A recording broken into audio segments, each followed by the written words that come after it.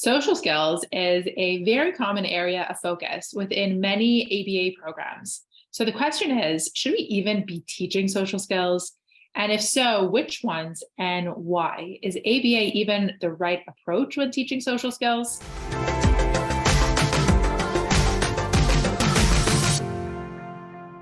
Hi, I'm Shira. And I'm Shayna. We're behavior analysts that create weekly content about how to teach children with autism so that they make real progress. And we create shareable resources to make your job just a little easier. Today's topic is all about ABA and social skills. And if you want more videos like this, make sure to subscribe and hit the notification bell to stay updated on new video releases.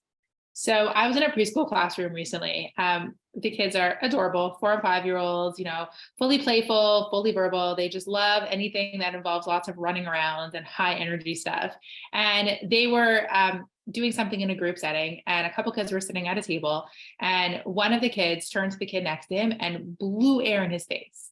And the kid goes, "Oh, stop it. I don't like that." And he was like, "Okay." So he turned to the kid on the other side of him and he blew in that kid's face. And I'm sitting here watching it, and I know the kid, and I know he's really just trying to interact with the other kids. He does have verbal language, but he struggles with knowing what to say and when. And so he kind of resorts to those things when that language or that context isn't familiar to him. And instead he was blowing in their faces, and the kids really didn't appreciate it. And I know that that's because he's just missing a couple skills in how to initiate conversation, in how to interact with peers. And all of those things would only benefit his want to socialize with those other kids. So I think before we talk about whether ABA is the right approach for teaching social skills, I think we should define what social skills are.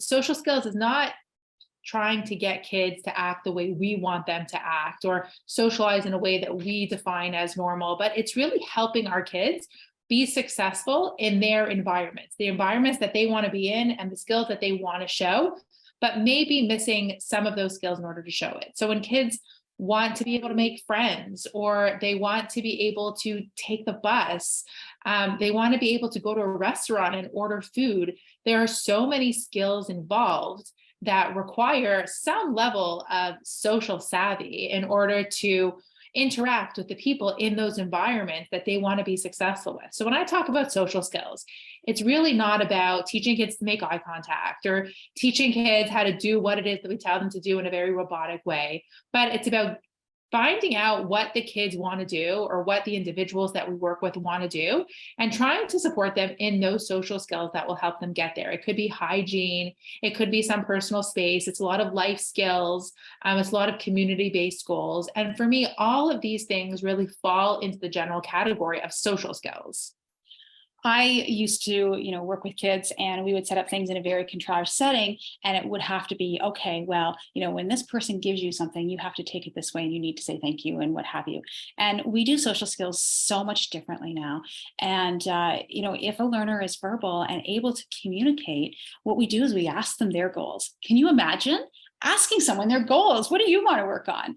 And it's awesome because I've had lots of kids come up to me and say, I just want to make a friend, or I just want to get so-and-so's attention. Other people will say, I don't really want to talk to anybody. I don't even want to say, how are you? Because I don't want to have to, when I say, how are you? They say, how are you back? And I don't want to respond. Okay, fair enough. Awesome. What do you need to do? Okay, you do need to go out into the community and be able to navigate a shopping cart around grocery store. So let's teach you personal space. Let's teach you hygiene skills, or let's teach you how to ace some of those questions on the interview. So, really working with the learner, if you can, to individualize a program in terms of teaching social skills, and however you want to define that, is the way to go if you can. We had a learner who didn't really want to be social, but he really, really liked video games. And all he wanted was to be able to play a video game with a friend. And Was that something I want to do? No, I wouldn't define that as something that I would enjoy socially, but it was something that this learner really wanted to be able to do. But he had a hard time finding that person to play video games with. So we would work with them in an ABA style setting on how to accomplish that goal of finding that person who has the same interests as you. So then you have to have a conversation about that interest. Maybe you have to initiate a conversation and talk about his favorite video games in order to accomplish your goal of playing video games together. So why is ABA the right approach when teaching social skills? Really, it's because we can be very specific with what those goals are, and we can really define and measure those goals, and then we can individualize them for the learner.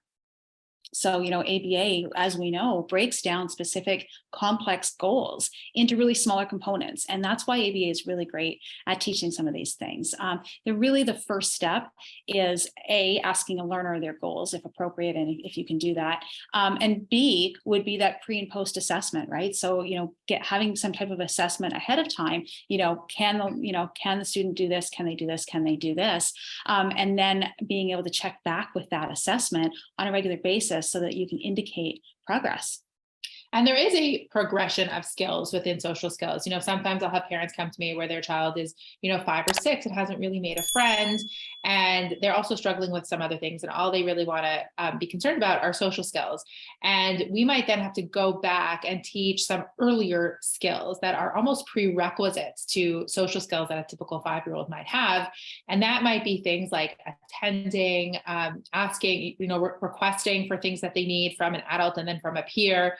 Time on task, play skills, any one of those things really are important to be able to build up that progression of skills to ultimately, be able to have more social savvy or make a friend or interact with peers. So it is important to know what that progression of skills in, which is what we're going to share in our download of the skills assessment, so that you can know, well, if we're looking for a certain goal, how do we break that down further so that we're building up the foundation of social skills appropriately? And requesting is huge as well. One of the very beginner programs in an ABA program is just manding, right? So requesting items, activities, appropriate protests.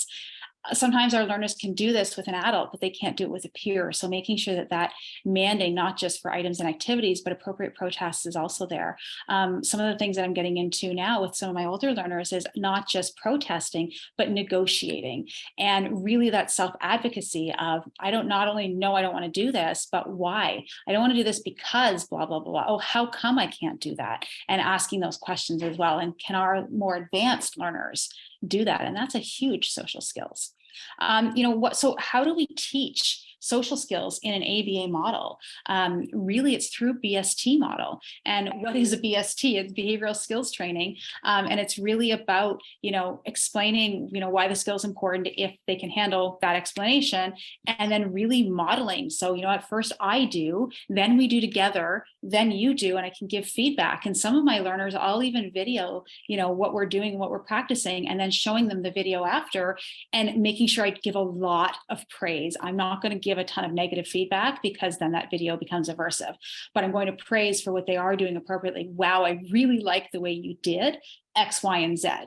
Oh, see right there? Just try that differently next time. Okay, let me re-record and try again.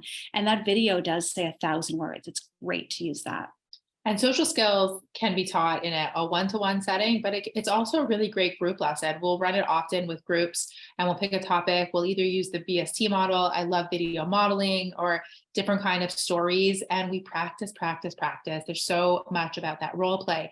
Get them involved, make it fun, make it silly. And then the other thing I really love to do is if we've talked about, let's say, asking for a turn in one of our groups, and we know that there's about to be an opportunity for this child to ask for a turn or to respond to another child asking for a turn, you can prime them. So if they're going to go into that situation, prime them with, remember, we talked about this, this, and this. This is how you ask for a turn. You want to practice real quick before you go over there. And you could do that with anything, and giving them that opportunity to understand the expectation and practice it in a contrived situation, and then help them generalize it to a less contrived situation or more natural situation. Such a great idea. I use priming all the time. I also use visuals a lot. So, okay, let's practice this using this visual. If kids can read, it's really just priming, but jotting down a few ideas on a piece of paper as we're priming, and then having that piece of paper available as they're in the situation is also great way of teaching. I just have to say, one of my pet peeves in reading a lot of IEPs is that sometimes that default social skills goal in classrooms is turn taking. I didn't mean to come up with that as the only example, because it's kind of the default. Teachers think that, like, well, their social skill needs to be turn taking. There are so many other skills that are social skills that are not involved, like here, giving and receiving an item. There is just, following instructions, interacting with an adult, interacting with a peer, just personal space. There's so many other social skills that we may not be aware of that go so far beyond turn taking. So I really encourage you to look at the skills assessment that we're including as a download, and you'll see how many skills those are broken down to, and then be able to really, hone in to what it is that your student is needing under the umbrella of social skills. For more information on ABA and social skills, click the link in and around this video or in the description to claim your free download on social skills assessment. We also encourage you to subscribe to the channel so that you don't miss any future videos, and leave a like and comment below if you have any further questions.